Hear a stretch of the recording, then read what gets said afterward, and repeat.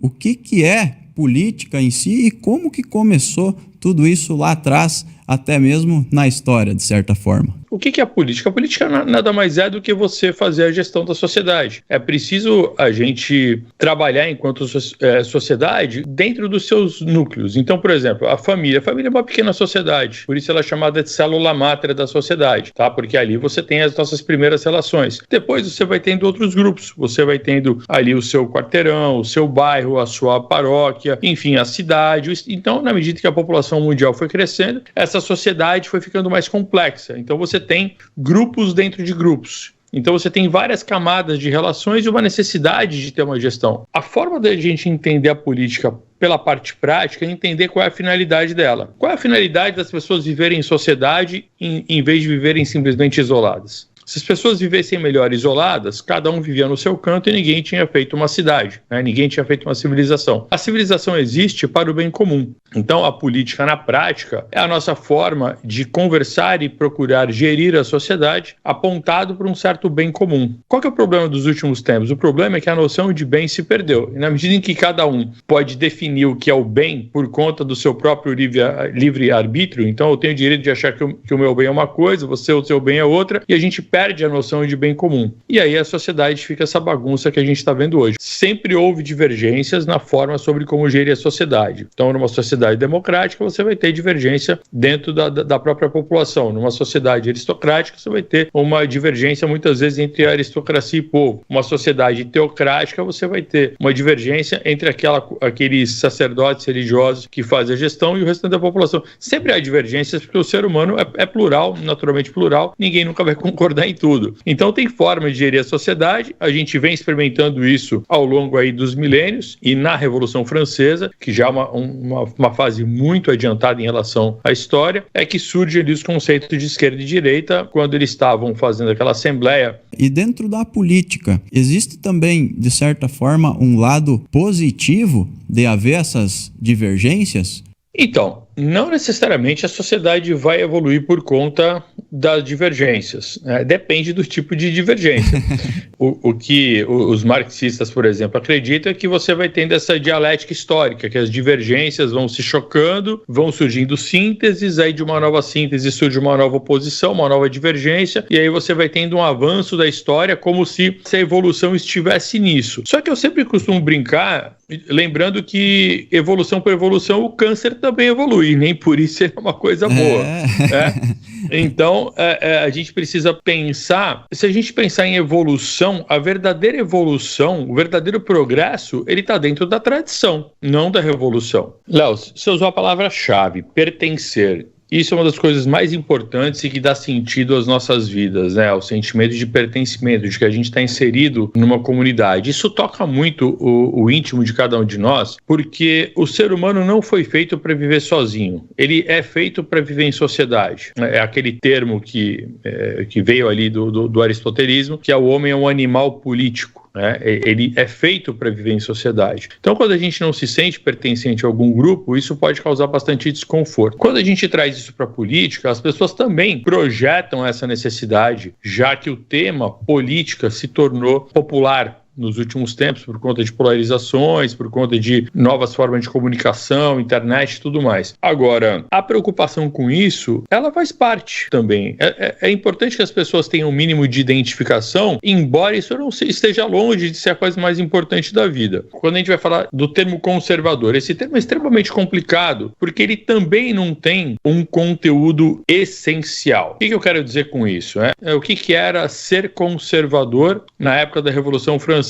Era defender o antigo regime. Aí eu falo, o antigo regime era bom? Não, estava longe de ser bom. A França passava por uma crise violentíssima, porque tinha emprestado muito dinheiro para os americanos fazerem a guerra contra a Inglaterra e terem a sua independência. A França não estava nada bem, então o antigo regime não estava bom para as pessoas. Então, óbvio, não precisava também fazer o que fizeram ali, mas dizer que aquilo estava bom não estava. Então, ser conservador significava aquilo. Depois, ser conservador começou a significar outras coisas. Começou a significar, por exemplo, fazer mudanças gradativas, em vez de mudanças bruscas. O fato é que a cada revolução que vai passando, se a gente não tomar cuidado com o termo conservador, a gente acaba dizendo que conservador é conservar as conquistas da revolução anterior, entendeu? Então, se a gente não tiver consciência dos processos revolucionários, a gente talvez não perceba o que está se conservando.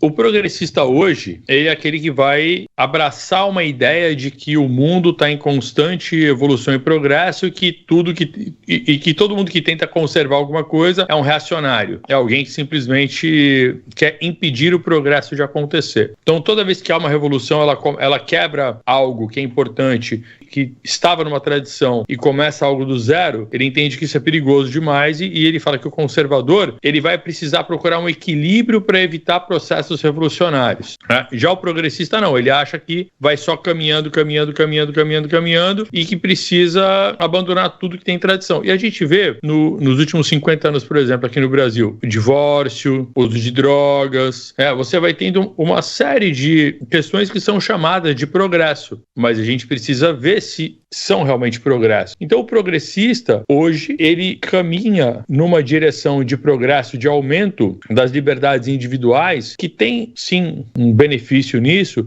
mas isso levado ao exagero, isso sem uma ponderação, digamos, prudente e conservadora, vai levar às mazelas que a gente já está começando a ver por aí, as loucuras que a gente vê. Então o progressista, hoje é isso, ele é contra qualquer coisa que não signifique um progresso. Então ele vai dizer, os progressistas hoje dizem que liberar o aborto é um progresso, ou seja, a gente passou séculos com uma alta mortalidade infantil desenvolvendo medicina para poder salvar a vida dos bebês. Agora eles vão falar o quê? Não, olha, se a mãe quiser matar o bebê na sua barriga, ela pode. E eles vão chamar isso de progresso. Aí e o uso de drogas? Não, mas cada um tem a sua liberdade para usar drogas, né? E há poucos dias teve o voto do Zanin no STF. Zanin foi aquele advogado do Lula que virou ministro do STF. E o Zanin votou contra a liberação do porte de droga. Então o pessoal da esquerda ficou revoltado, o pessoal progressista ficou revoltado. Ele fala, nossa, que absurdo, ele é um conservador. Olha, não, ele está longe de ser um conservador, né? Mas para eles, liberar as drogas é um progresso. Agora, para qualquer pessoa que raciocine, poxa, se a droga não é um bem, para que ela deve ser liberada? Vai fazer um bem para quem? A nossa finalidade natural não pode estar desvencilhada da nossa finalidade sobrenatural, ao menos para quem é cristão. Se a pessoa é ateia, tudo bem, ela vai ter outra ideia na cabeça. Mas a maioria das pessoas do Brasil são cristãs, mesmo que muitos não pratiquem, que estejam afastados. O fato é, a maioria é cristão e o cristão precisa lembrar que ele é uma criatura de Deus, ele vira filho de Deus no batismo e ele tem uma finalidade sobrenatural. E parte dessa finalidade é prestar culto a Deus. O mundo também foi criado com essa finalidade. Daí que você tem 7 dias e um dia de descanso, um dia que você tem que prestar culto a Deus. Você tem os astros que são criados que permitem a marcação do tempo. Enfim, tem toda uma estrutura ali no livro do Gênesis que nos faz compreender um pouco disso.